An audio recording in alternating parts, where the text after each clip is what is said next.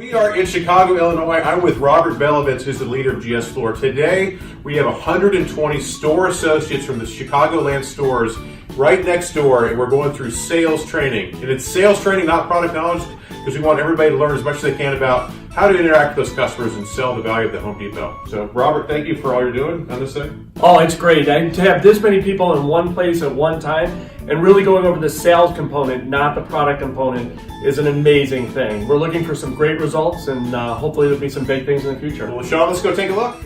Over 100 of our associates met at our Chicago Support Center to go through an interactive sales training course led by a professional training coach. Let's listen in to Chris Coltran, our coach, during one of his sessions. Putting yourself in someone else's shoes. That's empathetic, right? That you understand how they feel.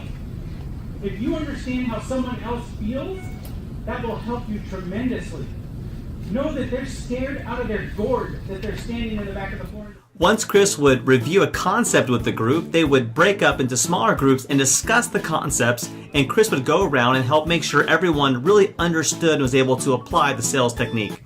And we've all seen it, right? You're on the phone, the customer's starting, you're like, nonsense. We got to help the customers that are in the store. We're driving business into the stores. Our D23 merchants, Dave Ronchek and Larissa Green, were also present working through the examples and helping lead the team.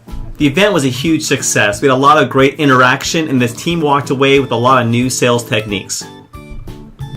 Enjoy time with your family, enjoy the holidays, because next year is around the corner, and if you want to hit those goals, you got to set budgets.